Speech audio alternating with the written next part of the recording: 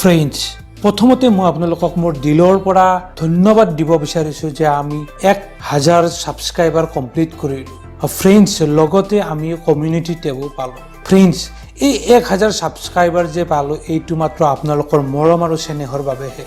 আৰু ফ্ৰেণ্ডছ, আমি যে লগে লগে কমিউনিটি টেবো পালোঁ সেইকাৰণে আমি ইউটিউবকো ধন্যবাদ দিছোঁ। ফ্ৰেণ্ডছ, আপোনালোকে নিশ্চয় জানে যে আমাৰ ভিডিঅ' কোৱালিটি আৰু চাউণ্ড কোৱালিটি খুব ভাল, আমি খুব মেইনটেইন কৰি ৰাখিছোঁ, সেইকাৰণে ইউটিউবে লগে লগে আমাক কমিউনিটি টেব দিছে। চ' ফ্ৰেণ্ডছ, আমি এইটোৱে বিচাৰোঁ যে আপোনালোকৰ মৰম আমাৰ লগত এনেকৈ থাকক আৰু আপোনালোকৰ মৰমবিলাক যাতে এনেকৈ আমাৰ ওপৰত বাঢ়ি যায়, আমি সেইটোৱে বিচাৰোঁ।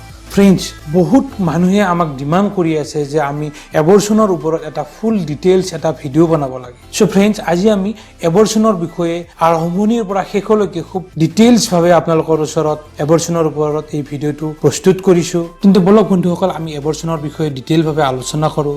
এবৰ্চন কেনেকৈ কৰিব লাগে আৰু কি হিচাপে কৰিব পাৰি, তাৰ বিষয়ে কি ঔষধ খাব লাগে, কেনেকুৱা ঔষধ খাব লাগে আৰু কিমান সময়ত কি হিচাপে ঔষধবিলাক খাব লাগে, তাৰ সম্পূৰ্ণ গাইড আজি মই এই ভিডিঅ'টোত আপোনালোকক দিবলৈ ওলাইছোঁ। তাৰ সম্পূৰ্ণ ডিটেইলছ আজি আমি আপোনালোকৰ লগত আলোচনা কৰিম।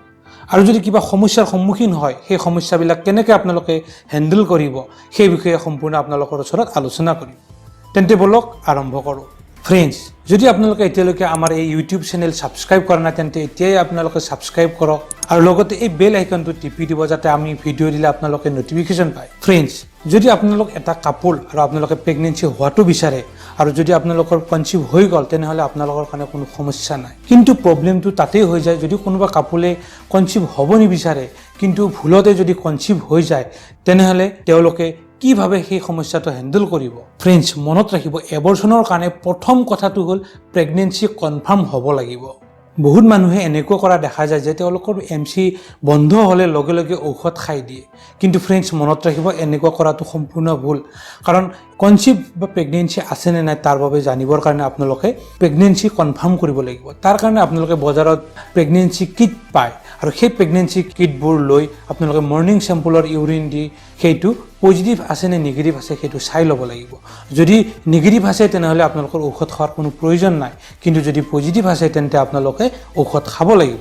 কিন্তু যদি আপোনালোকে নোচোৱাকৈ খায় তেনেহ'লে যদি প্ৰেগনেঞ্চি নিগেটিভ আছিল তেনেহ'লে সেই ক্ষেত্ৰত বহুত মানুহৰ বহুত সমস্যা হোৱা দেখা যায়। চ' ফ্ৰেণ্ডছ, আপোনালোকে মনত ৰাখিব, এবৰ্চন পিল আৰম্ভ কৰাৰ আগতে প্ৰেগনেঞ্চিটো কনফাৰ্ম কৰি ল'ব।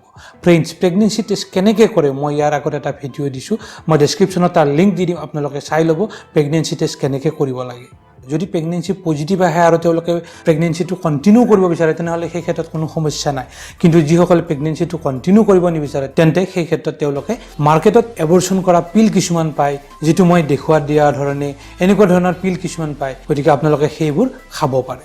মিফেজেছ কিট, আনৱান্টেড কিট আৰু এনেকুৱা ধৰণৰ বহুত কিট মাৰ্কেটত এভেইলেবল আছে, আপোনালোকে যিকোনো এটা চইচ কৰি আনি খাব পাৰে। এই সকলোবোৰত একে ঔষধেই থাকে। ইয়াত টোটেল 5টা টেবলেট থাকে। এটা হ'ল মিফেপ্ৰিষ্টন আৰু বাকী 4টা হ'ল মিছ'প্ৰষ্টল। ডাঙৰ টেবলেটটো হ'ল মিফেপ্ৰিষ্টন 200 মিলিগ্ৰাম আৰু বাকী 4টা টেবলেট মিছ'প্ৰষ্টল 200 মাইক্ৰগ্ৰাম। গতিকে আপোনালোকে মিফেজেছ টেবলেটে হওক বা আনৱান্টেড কিটেই হওক বা এই কিটটোৱে হওক যিকোনো আপোনালোকে ল'ব পাৰে, কিন্তু কিছুমান নিয়ম নীতিৰ মাজেৰে আপোনালোকে এইবোৰ খাব লাগিব। কাৰণ এবৰ্চনৰ কাৰণে যিবিলাক কিট আছে সকলোতে এই একে ধৰণৰ ঔষধে থাকে। ফ্ৰেণ্ডছ, বহুতে মোক সোধে যে এই টেবলেটটো ডক্তৰৰ প্ৰেছক্ৰিপশ্যনতহে ল'ব পাৰি নে এনেও পাৰি। ফ্ৰেণ্ডছ, যিহেতু এইটো এটা ঔষধ গতিকে আপোনালোকে এইটো ডক্তৰৰ প্ৰেছক্ৰিপশ্যনৰ মতেহে ল'ব লাগে। কিন্তু ফাৰ্মাচীত আপোনালোকে সুধিলেও কিন্তু এই টেবলেটটো পাই যাব।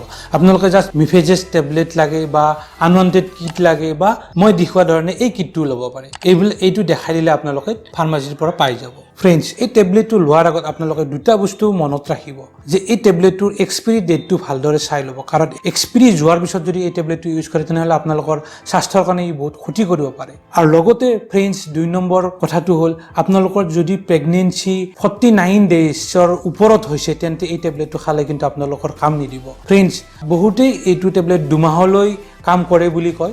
আপোনালোকে মেক্সিমাম 2 মান্থ অৰ্থাৎ 60 ডেইজলৈকে কিন্তু ইউজ কৰিব পাৰে, কিন্তু তাৰ ওপৰত যদি বেছি হয় তেনেহ'লে এই টেবলেটটো ইউজ নকৰিব, কাৰণ সেই ক্ষেত্ৰত আপোনালোকৰ কিছুমান সমস্যাৰ সৃষ্টি হ'ব পাৰে। ফ্ৰেণ্ডছ, নেক্সট আহিল টেবলেটটো কি হিচাপে ইউজ কৰিব। ফ্ৰেণ্ডছ, ডাঙৰ টেবলেটটো আপোনালোকে ৰাতিপুৱা কিবা খাই উঠি খাব। তাৰ পিছত বাকি 4টা সৰু টেবলেট থাকিব। সেই টেবলেট দুটা ডাঙৰ টেবলেটটো খোৱাৰ একদিন পিছত অৰ্থাৎ 24 ঘণ্টাৰ পিছত আৰু 48 ঘণ্টাৰ আগত, অৰ্থাৎ আপোনালোকে চিম্পল ভাৱে যদি কোৱা যায় ডাঙৰ টেবলেটটো খাই একদিন বাদ দি নেক্সট দিনা ৰাতিপুৱা আকৌ 2টা টেবলেট ৰাতিপুৱা খাই দিব আৰু বাকি 2টা টেবলেট যে থাকিব সেই টেবলেটটো নেক্সট দিনা ৰাতিপুৱা আকৌ সেই টেবলেট 2টা খাই দিব। অৰ্থাৎ ফ্ৰেণ্ডছ আপোনালোকে মনত ৰাখিব ডাঙৰ টেবলেটটো খাই একদিন বাদ দি নেক্সট দিনা ৰাতিপুৱা 2টা টেবলেট খাই দিব, সৰু 2টা টেবলেট খাই দিব আৰু সৰু 2টা টেবলেট খাই দি 12 ঘণ্টাৰ পিছত, অৰ্থাৎ যদি ডাঙৰ টেবলেটটো আপোনালোকে সানডে মৰ্নিং খাইছে তে মনডে নালাগে টিউজডে ৰাতিপুৱা কিবা খাই উঠি সৰু টেবলেট 2টা খাব আৰু এই সৰু টেবলেট প্ৰথম সৰু টেবলেট 2টা খাই উঠি অৰ্থাৎ টিউজডে নহয় ওয়েডনেসডে মৰ্নিং আকৌ বাকি 2টা টেবলেট ৰাতিপুৱা খাই উঠি খাই দিব আৰু এনেকৈ আপোনালোকে এই 5টা টেবলেট খাব লাগিব। ফ্ৰেণ্ডছ নেক্সট কুৱেশ্যন আহে যে ব্লিডিং কেতিয়া হয়। ফ্ৰেণ্ডছ বহুতৰ ক্ষেত্ৰত দেখা যায় যে ডাঙৰ টেবলেটটো খোৱাৰ পিছতে কিছুমানৰ ব্লিডিং আৰম্ভ হয়, কিন্তু বহুত ক্ষেত্ৰত ডাঙৰ টেবলেটটো খালে ব্লিডিং নহয়, কিন্তু সৰু টেবলেট 2টা খোৱাৰ 2 পৰা 3 ঘণ্টা বা 4 ঘণ্টাৰ পিছত ব্লিডিং আৰম্ভ হয় আৰু বাকি 2টা টেবলেট খোৱাৰ পিছত ব্লিডিংটো খুব ভালকৈ আৰম্ভ হয়। ফ্ৰেণ্ডছ নেক্সট কুৱেশ্যন আহে যে ব্লিডিং কিমান দিনলৈ হয়। আপোনালোকে গোটেই 5টা টেবলেট খোৱাৰ পিছত 10 পৰা 14 দিনলৈ যদি ব্লিডিং হৈ থাকে তেন্তে এইটো আপোনাৰ নৰ্মেল, কিন্তু ইয়াতকৈ যদি বেছি হয় তেনেহ'লে এইটো আপোনাৰ কিছুমান সমস্যাৰ কাৰণে হ'ব পাৰে। চ' আপুনি লগে লগে ডক্টৰৰ লগত কনচাল্ট কৰিব, কাৰণ 2 সপ্তাহতকৈ বেছি হোৱা ব্লিডিংটো কিছু সমস্যাৰ কাৰণেহে হয়। ফ্ৰেণ্ডছ নেক্সট কথা হ'ল যে এবৰ্চনটো ছাকচেছফুল হ'ল নে নহয় আমি কেনেকৈ গম পাম। ফ্ৰেণ্ডছ তাৰ বাবে আপোনালোকে এখন ছ'নোগ্ৰাফি কৰিব লাগিব। ফ্ৰেণ্ডছ বহুতে কুৱেশ্যন কৰে যে একদিন ব্লিডিং হ'লে এইটো ছাকচেছফুল হয়নে। ফ্ৰেণ্ডছ একদিন যদি ভালকৈ ব্লিডিং হয় তেনেহ'লে সেইটো ছাকচেছফুল বুলিয়ে ধৰা হয়। 10 পৰা 14 দিন ব্লিডিং হ'লেহে যে এইটো ছাকচেছফুল সেইটো নহয়। ফ্ৰেণ্ডছ নেক্সট কথা আহিল এবৰ্চনত কি প্ৰব্লেম হ'ব পাৰে। এই এবৰ্চনৰ ক্ষেত্ৰত ফ্ৰেণ্ডছ 2টা মেইন প্ৰব্লেম আহিব পাৰে। সেইটো হ'ল প্ৰথম হ'ল পেইনটো এইটো থাকিবই, পেটৰ বিষ, মূৰৰ বিষ, গাৰ বিষ, গা বেয়া লগা এনেকুৱা ধৰণৰ সমস্যা টেবলেটটো খোৱাৰ পিছত দেখা দিয়েই। আৰু নেক্সট সমস্যা হ'ল অভাৰ ব্লিডিং।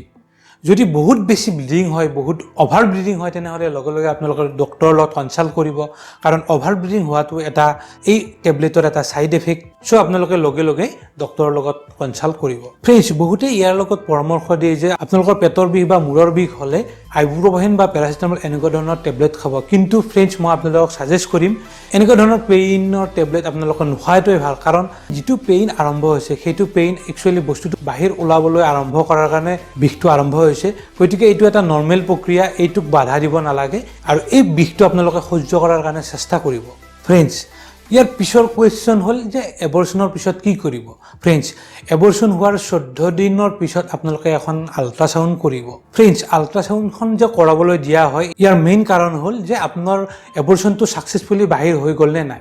যদি আপোনালোকৰ ভিতৰখন সম্পূৰ্ণ ক্লিয়াৰ আছে তেন্তে এইটোতো আপোনালোকৰ কাৰণে খুবেই ভাল কথা, কিন্তু যদি কিবা বস্তু তাতে ৰৈ গ'ল তেনেহ'লে আপোনালোকে সেইটো চাৰ্জিকেল প্ৰচিডিঅ'ৰেৰে সেইটো চাফা কৰিব লাগিব আৰু সেইটো চাফা কৰাৰ পিছত আপোনাৰ সকলো সমস্যাৰ পৰা আপুনি আঁতৰত থাকিব পাৰিব। ফ্ৰেণ্ডছ ইয়াৰ পিছৰ কুৱেশ্যন আহিল যে এই টেবলেটটো আপোনালোকে কিমান বাৰ ইউজ কৰিব পাৰে। ফ্ৰেণ্ডছ এই টেবলেটটো কোনো চকলেট বা কেক নহয় যে আপোনালোকে যেতিয়া মন যায় আপোনালোকে তেতিয়া খাব। ফ্ৰেণ্ডছ এইটো হৈছে এটা টেবলেট, এইটো হৈছে একবিধ ড্ৰাগছ, এইটো সদায় আপোনালোকে চাই চিতি খাব লাগিব।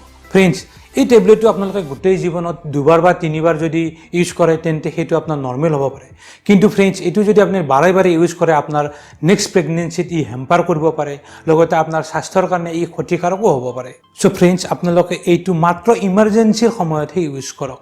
যেতিয়া আপোনাৰ লাইফত কিবা এটা ভুল হৈ গ'ল আৰু সেইটো শুধৰণি কৰিবৰ কাৰণেহে তেতিয়াহে এইটো টেবলেট আপোনালোকে ইউজ কৰিব। চ' ফ্ৰেণ্ডছ শেষত আপোনালোকক ক'ব বিচাৰিছোঁ যে এনেকুৱা ধৰণৰ টেবলেট ইউজ কৰাৰ আগতে আপোনালোকে ডক্টৰৰ পৰামৰ্শ লৈহে ইউজ কৰিব, কাৰণ এই টেবলেটবোৰৰ বহুত ছাইড এফেক্ট থাকে, আপোনালোকৰ স্বাস্থ্যৰ কাৰণে কিবা ক্ষতি কৰিব পাৰে। চ' ফ্ৰেণ্ডছ এই ভিডিঅ'টো বনোৱাৰ মোৰ উদ্দেশ্য হ'ল আপোনালোকক ইনফৰমেশ্যন দিয়াহে, আপোনালোকক এই টেবলেটটো ইউজ কৰাৰ কাৰণে মই পৰামৰ্শ দিয়া নাই। চ' ফ্ৰেণ্ডছ যেতিয়াই আপোনালোকে এনেকুৱা ধৰণৰ ঔষধ ইউজ কৰিব আপোনালোকে ডক্টৰৰ পৰামৰ্শ লৈ কৰিব, আৰু যদি এই টেবলেটটো ইউজ কৰাত আপোনালোকৰ কিবা অসুবিধা হয় লগে লগে আপোনালোকে সেই ডক্টৰজনৰ লগত পৰামৰ্শ ল'ব। ফ্ৰেণ্ডছ লগতে মই আপোনালোকক এটা ছাজেষ্ট কৰিব বিচাৰিছোঁ, এনেকুৱা ধৰণৰ টেবলেট ইউজ কৰাৰ আগত আপুনি যদি যিজন ডক্টৰৰ লগত পৰামৰ্শ ল'ব সেই ডক্টৰজন যাতে সকলো সময়ত আপোনালোকৰ ওচৰত থাকে আপোনালোকৰ ওচৰে পাজৰে বা ওচৰত থাকে সেই ডক্টৰজনৰ পৰামৰ্শ লৈহে আপোনালোকে এই টেবলেটটো খাব কাৰণ যদি আপোনাৰ কিবা সমস্যা হয় যাতে আপুনি লগে লগে সেই ডক্টৰজনৰ লগত লগ কৰিব পাৰে বা তেওঁক আপুনি কণ্টেক্ট কৰিব পাৰে বা আপুনি লগ ধৰিব পাৰে তেনেকুৱা ধৰণৰ ডক্টৰৰ লগত কনচাল্ট বা পৰামৰ্শ লৈহে এই টেবলেটটো আপোনালোকে ইউজ কৰিব সো ফ্ৰেণ্ডছ এই ভিডিঅ'টো কেনেকুৱা লাগিল আপোনালোকে কমেণ্ট কৰি জনাব আৰু এনেকুৱা ধৰণৰ ভিডিঅ' যদি আপোনালোকে চাব বিচাৰে ফ্ৰেণ্ডছ এই চেনেলটো ছাবস্ক্ৰাইব কৰিব লগতে ফ্ৰেণ্ডছ এই ভিডিঅ'টো আপোনালোকৰ বন্ধুবৰ্গৰ হোৱাটছআপ আৰু ফেচবুকত শ্বেয়াৰ কৰিব যাতে তেওঁলোকেও এই ইনফৰমেশ্যনটো পায় সো ফ্ৰেণ্ডছ আজিলৈ ইমানে অহাকালি আৰু এটা নতুন টপিক লৈ আপোনালোকৰ ওচৰলৈ আহিম তেতিয়ালৈকে ধন্যবাদ